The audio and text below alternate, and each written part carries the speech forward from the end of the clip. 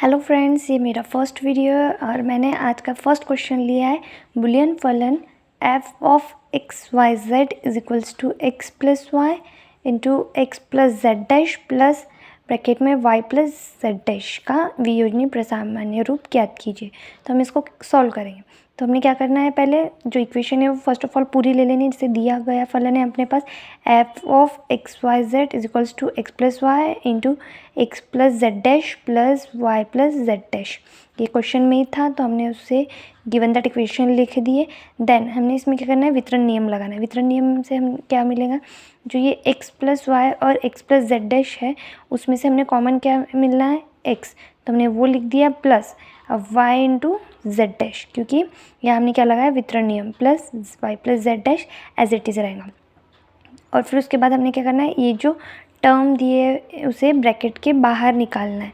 तो हमने वही किया, ब्रैकेट के बाहर निकाला x plus y into z dash plus y plus z dash. Then हमने इसमें क्या लगाया, साहचर्य नियम। तो साहचर्य नियम क्या होता है, साहचर्य नियम जैसे कि, तो साहचर्य का नियम क्या है, तो देखो जैसे ये x plus y into z dash है plus y plus z dash है, तो एक सीधी टर्म है। अगर हमने जैसे ये टर्म में y और y तो कॉमन है, तो हमने अगर यहाँ ब्रैकेट लगा दिया तो ये क्या हो गई, अगर हम इसको वापस इस टर्म में करेंगे तो हमको ब्रैकेट के बाद हमको ये टर्म मिल जाएंगी। जैसे हम यहाँ ले लेते हैं कि p हो गया और ये संयोजन हो गया q संयोजन r, ये हमारी एक टर्म है। अगर हमने इसको ऐसा लिखना है p संयोजन q संयोजन r, तो हम इसको ऐसा नहीं लिख सकते p संयोजन ब्रैकेट में q संयोजन r। अगर हम कुछ भी करेंगे, इस टर्म को भी अगर ओपन करेंगे तो हमको यही टर्म मिलनी है और इस टर्म को भी ओपन करने दें तो हमको यही टर्म मिल रही है। तो साहचर्य का नियम हमने यहाँ लगाया, तो हमने क्या लिखा, x plus y into z dash plus y plus z dash.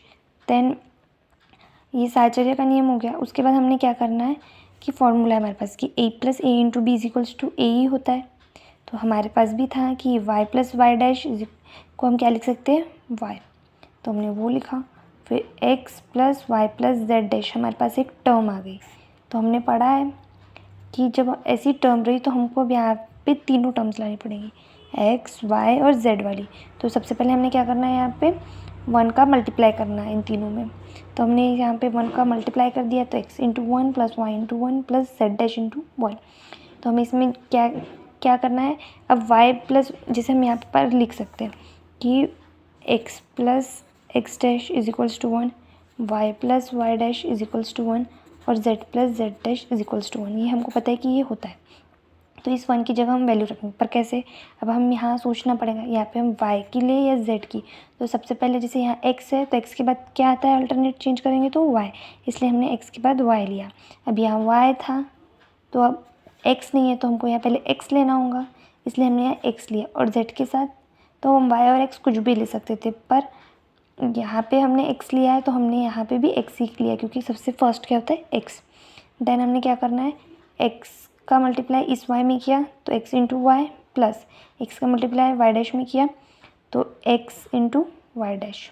Then plus का sign y into x plus y into x dash, इसके ही जैसा हमें इसका भी करना है। तो हमने क्या किया, यहाँ हमने पोजीशन में ही चेंज किया, z डैश इंटू एक्स को x इंटू जेड डैश लिखा plus x dash into z dash. और फिर यहाँ फिर से हमने वितरण नियम लगाया जैसे हमने यहाँ स्टार्टिंग में लगाया था।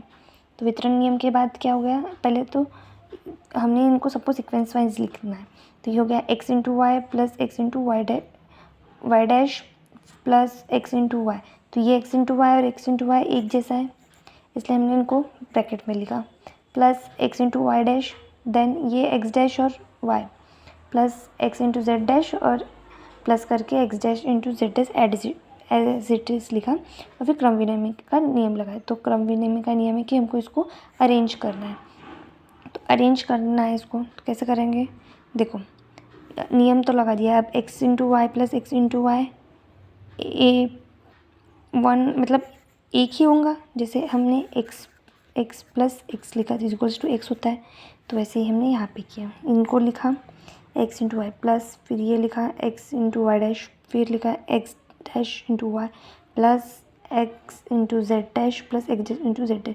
अब इसमें भी देखो यहाँ पे अब फिर से यही वाली टर्म आ गई, यहाँ पे एक्स खाली था तो हमने वाई वाली टर्म लाई, यहाँ पे एक्स इंटू वाई है तो हमको जेड वाली टर्म चाहिए, तो हमने यहाँ पे भी सेम किया कि 1 लगाया और फिर जिसमें जिसकी कमी थी वो किया। वही टर्म के बाद हमने क्या किया, जहाँ जेड लग रहा था वहाँ जेड लगाया, तो यहाँ तो तीनों टर्म में जैसे जेड था और ये 2 टर्म में वाई लगना था, क्योंकि यहाँ पे जेड ऑलरेडी अवेलेबल था। देन इसको सॉल्व किया, ये इन दोनों का मल्टीप्लाई पहले इसके साथ प्लस फिर इन दोनों का मल्टीप्लाई इसके साथ किया।